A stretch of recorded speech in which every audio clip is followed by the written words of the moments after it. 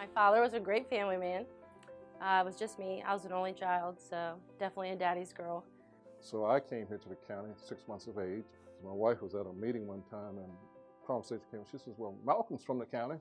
And they said, "Oh no, he isn't. He's not from the county. He came here."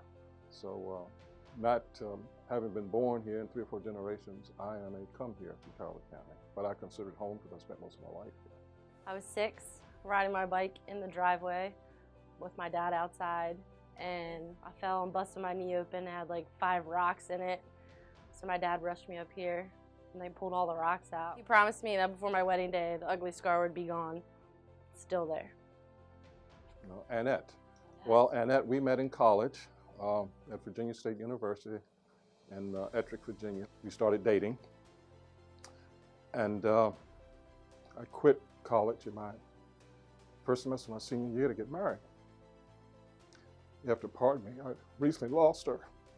I have 4 great kids, a wonderful husband of 55 years. I have been very fortunate. I come from a very large family. I'm the youngest of 9, and 7 of us had 34 kids, and those 34 kids are now up to 60 kids.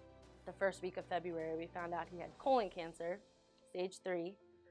We really had high hopes that since it was the 3rd, we weren't getting married till the 6th, that he would get out in time. 2 years ago, I had an attack called AFib. Quite a few members of my family have had it and died from it. So made me quite nervous to find out I actually had congestive heart failure. My bridesmaids and I were all at the nail place getting our nails done on Friday. My mom called me and I could tell something was wrong, and she said that the doctor had said he could not leave. He was not well enough to leave and be out. My maid of honor didn't even hesitate. I didn't even finish the phone call with my mom. She was already on the phone with the hospital here. All this June the 7th for consultation, and she was diagnosed with acute myeloid leukemia. By 5 o'clock, an ambulance came down, took her up there for treatment for 54 days before she passed. Looking back, I did think it was the end of all, like the end of my best friend right there. You know, toward the end, Annette was comatose, but still talked to her, rubbed her feet. If you're in a room and somebody's behind the curtain on the other side, there's certain things that you don't say or you shouldn't say, whereas you can if you're in the privacy of it. And relating history with your spouse or your loved one. It's very important to do that as they're going through periods of time and while they're transitioning. The day of our wedding, they moved him to the room across the hall. That was a double room, but that didn't have another patient in it, so we were able to have the whole room. And the nurses were very kind. They decorated the room with the little Christmas tree that had Christmas lights on it and flowers from who knows where all over the place, just to make the room a little more elegant for a day. The concept of the private rooms, it's you don't realize until you are here at the hospital to understand the importance of privacy. Privacy is the biggest thing. You have your space, you have your own TV,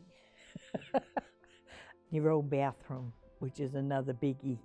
And I spent a lot of hours there just crying, and I can't imagine what it would be like to have another person sitting next to you listening to everything you talk about, every emotion you give out while you're there. It's private, you know, you don't want everyone else to hear, especially in times like that where you think it could be the end, you know, and you want to say everything you can say just in case. It just made me feel at home. I think the people of Calvert County will really love the feeling of just when you don't feel good, you really don't want to talk to anybody else or hear anybody else's problems.